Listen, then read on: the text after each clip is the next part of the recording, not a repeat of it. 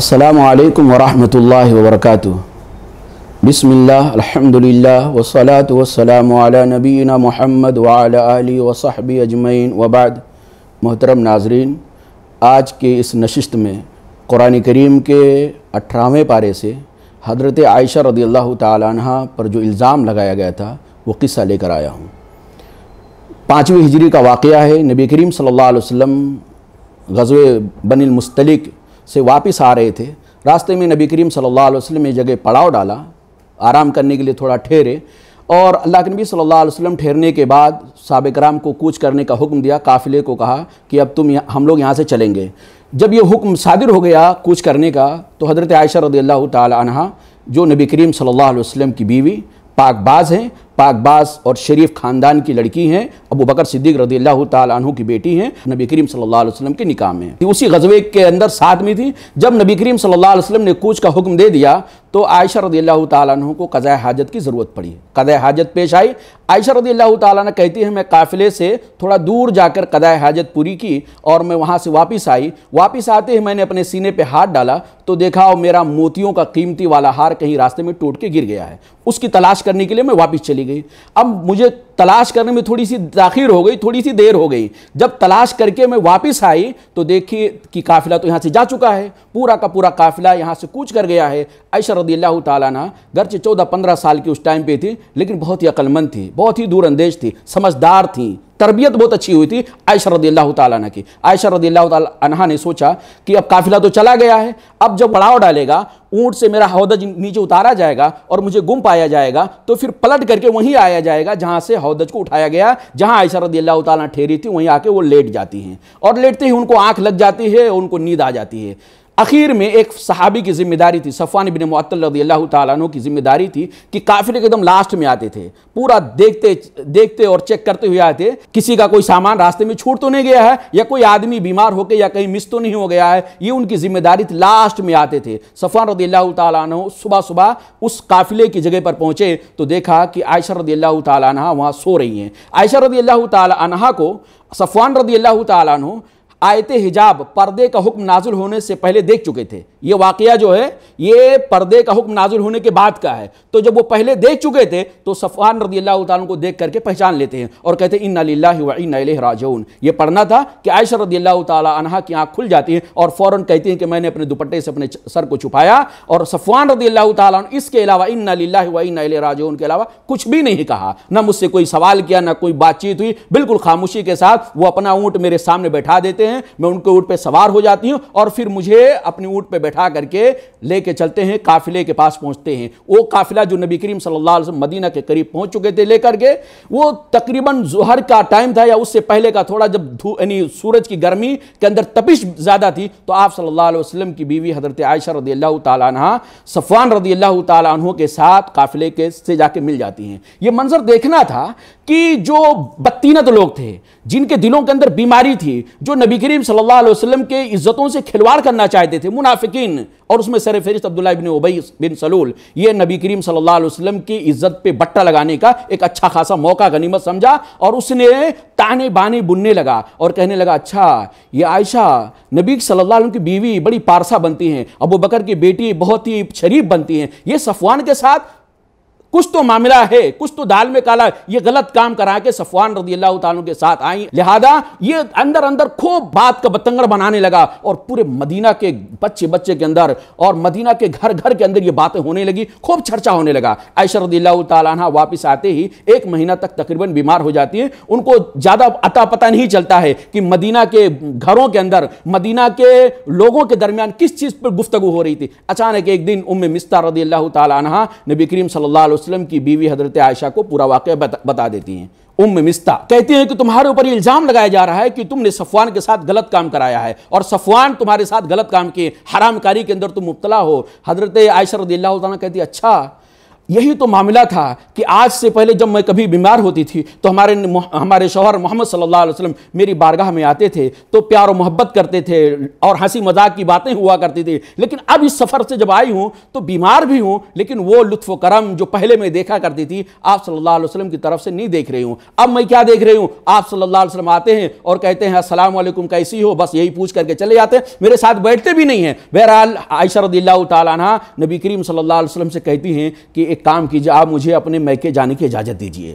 میں اپنے ابا امی کے پاس جانا چاہتی ہوں۔ جانے کا مقصد ان کا یہ تھا کہ پورے حالات کیا ہے، حقیقی صورتحال کیا ہے، اس کو جاننا چاہتی تھی۔ نبی کریم صلی اللہ علیہ وسلم نے اجازت دے دیا اور عائشہ رضی اللہ تعالیٰ اپنے میکے چلی گئی اور پورا واقعہ اپنی امی کی زبانی سن کے بہت حیران پریشان ہوئی۔ عائشہ رضی اللہ تعالیٰ عنہ کے جانے کے بعد نبی کریم صلی اللہ علیہ وسلم نے حالات کا جائزہ لینے لگے۔ کیا ہے، اللہ کے نبی صلی اللہ علیہ وسلم عالم الغیب نہیں تھے، وہ نہیں تھے کہ ہر جگہ ہر چیز کو جاننے والے تھے، جو اللہ تعالیٰ آپ کو بتاتا وہی پتہ چلتا، جو اللہ تعالیٰ نہیں بتاتا وہ آپ کو پتہ نہیں چلتا تھا۔ عائشہ رضی اللہ تعالیٰ عنہ کے میکے جانے کے بعد نبی کریم صلی اللہ علیہ وسلم نے اپنے صحابہ کرام سے، جو خاص صحابہ کرام تھے، ان سے مشورہ کیا، حضرت اسامہ بن زید رضی اللہ تعالیٰ عنہ سے، حضرت علی رضی اللہ تعالیٰ عنہ سے، اور اسی طرح بریرہ رضی اللہ تعالیٰ جو آپ کی لونڈی تھی، ان سے پوچھا کہ عائشہ کے بارے میں تمہاری کیا خیال ہے؟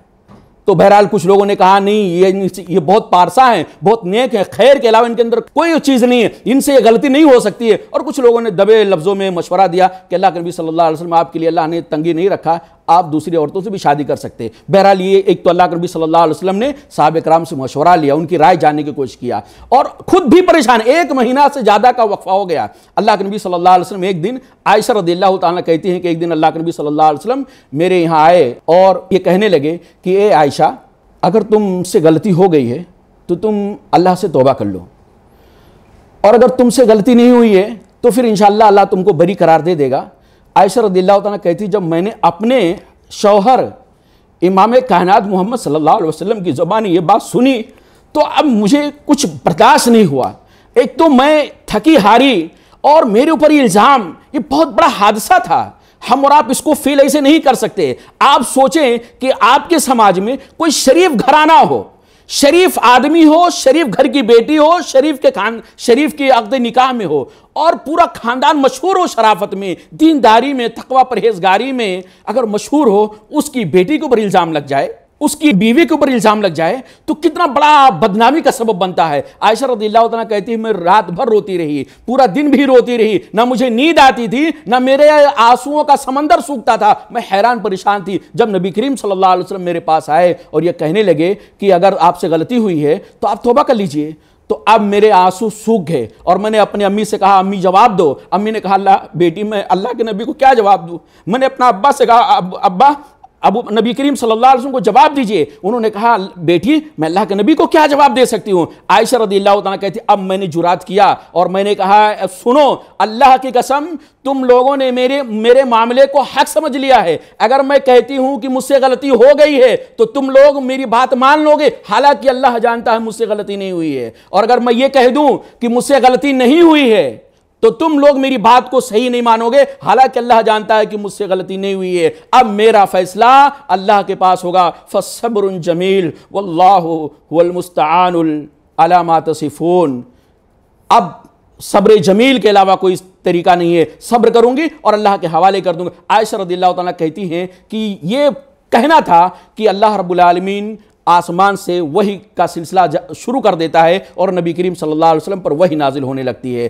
سورہ نور آیت نمبر 11 سے لے کر 20 تک کے 10 آیتیں اللہ تعالیٰ نے عائشہ رضی اللہ تعالیٰ کی برات کے بارے میں نازل کیا، اور یہ جیسے پورا چرچا تھا پورے مدینہ کے اندر کہ ابو بکر کی بیٹی نبی کی چہیتی بیوی یہ غلط کام کر لی ہے، ایسے ہی اللہ تعالیٰ نے عائشہ رضی اللہ تعالیٰ کی برات کا اظہار کیا۔ اس واقعے کے اندر بہت سبق ہے، بہت نصیحتیں ہیں۔ پہلی بات تو یہ کہ آپ دیکھیں کہ اللہ رب العالمین کا ہر فیصلہ مومن کے حق میں بہتر ہی ہوتا ہے۔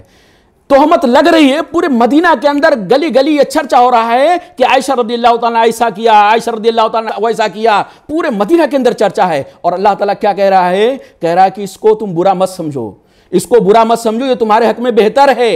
یعنی اللہ کا ہر فیصلہ مومن کے حق میں بہتر ہوتا ہے. کیسے بہتر ہوتا ہے؟ اللہ اکبر. یعنی بہتر ایسے ہوتا ہے کہ اللہ تعالیٰ نے دیکھیے کہ وہ جو مصیبت آئی، جو پریشانی آئی، نبی کا خاندان، ابو بکر کا خاندان، نبی کی بیوی، ابو بکر کی بیٹی جو حیران اور پریشان ہوئی اور مسلمان اندر سے بہت زیادہ کلفت کے شکار ہوئے، سب اس کلفت کی وجہ سے صبر کیا. صبر کا اللہ تعالیٰ نے ان کو بدلہ دیا دنیا کے اعتبار سے اور آخرت کے اعتبار سے. حضرت عائشہ رضی اللہ تعالیٰ عنہا کے واقعے میں ایک دوسرا اور اہم سبق ملتا ہے، وہ یہ کہ جو اللہ پر توکل کرتا ہے، بھروسہ کرتا ہے، اللہ تعالیٰ اس کو حالات کے رحم و کرم پر نہیں چھوڑ دیتا. عائشہ رضی اللہ تعالیٰ عنہا کہتی ہیں جب نبی کریم صلی اللہ علیہ وسلم نے وہ بات کہی کہ اگر آپ سے غلطی ہو توبہ کر لیے، تو عائشہ رضی اللہ تعالیٰ کہتی مجھے پورا اطمینان تھا، اللہ کی ذات سے مجھے بھروسہ تھا، پورا یقین تھا کہ اللہ رب العالمین میری برات کا اظہار کرے گا. لیکن میں یہ نہیں سوچی تھی کہ قرآن کریم کے اندر آیتیں نازل کر دے گا اللہ تعالیٰ جو قیامت کی صبح تک پڑھا جائے گا. میں تو یہ سمجھ رہی تھی اللہ کے رسول صلی اللہ علیہ وسلم خواب میں دیکھ لیں گے، میری برات ثابت ہو جائے گی. لیکن اللہ نے میرے ساتھ اتنا بڑا احسان کیا